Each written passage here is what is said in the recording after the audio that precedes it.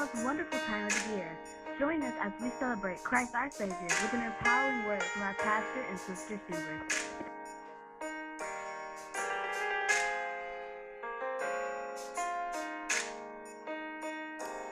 Well, welcome to another Wednesday night for Insight. I'm Pastor Suber, and I'm glad to be joined by Sister Suber, who's going to talk with you tonight about Advent, something that we would experience each year leading up to the actual Christmas day.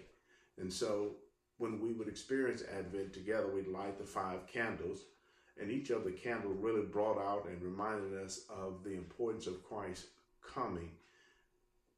The first candle that we light is hope. In Isaiah chapter 9, verse 6, there is a message of hope in a time of desperation. Israel was under attack, but God gave Isaiah a prophecy, a word of hope about the Lord's first coming.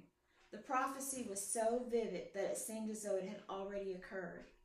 And the scripture says, "For unto us a child is born, to us a child is given, and the government will be upon his shoulders, and he will be called Wonderful Counselor, Mighty God, Everlasting Father, Prince of Peace."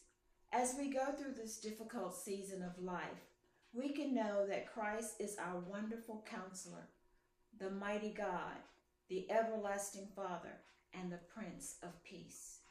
And speaking of peace, which was the second candle, it reminds us of Matthew 2:17 and 18. And here's what it says. Then what was said through the prophet Jeremiah was fulfilled. A voice is heard in Ramah, weeping and great mourning. Rachel weeping for her children and refused to be comforted because there are no more. This was the time when Herod had given this order to kill the age of Christ. It's hard to think that tragedy and peace go hand in hand, but in truth, we were in such a great need for the peace that God provides. Even now, we're in turmoil, but we're reminded that Christ is our peace. The third candle that we light is a candle of joy.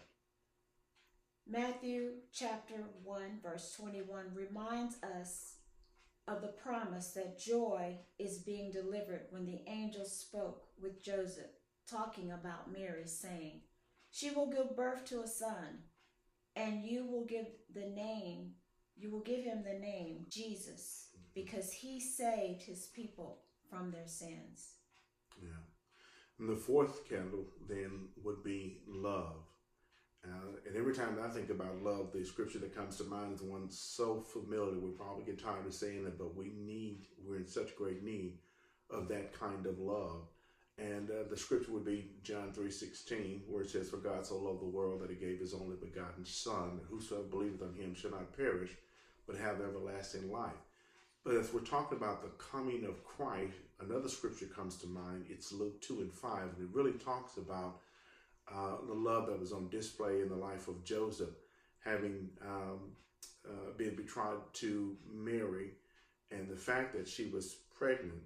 But because of his love for her and having been informed by the angel of the Lord, he went forward, loving her under the circumstances and loving God. In fact, you'll see the scripture that will talk about him taking her to be registered, and he was going forward with the plan, but he did so because he loved her, and it was under the most difficult circumstances.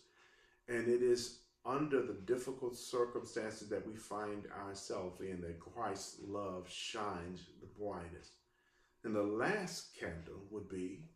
The last candle would be Christ. Christ is the event that everyone has been waiting for. It had been prophesied for generations, over 42 generations, that the Messiah was coming. And when Christ came, he made the difference in all of our lives, for now and in the future and in the past and forevermore. So, as we get ready to celebrate Christmas this Friday, there is so much that's going on in the world today. And there's so many people who are without so many things material-wise, some health-wise, But here's what we can find joy in: the fact that Christ came, and he came for us. In fact, the psalmist says that God himself came for us, and that's what we can rejoice in. And so from our household to yours, we'd like to wish you guys a Merry Christmas and a very happy and prosperous New Year. Let's close out with a prayer, shall we?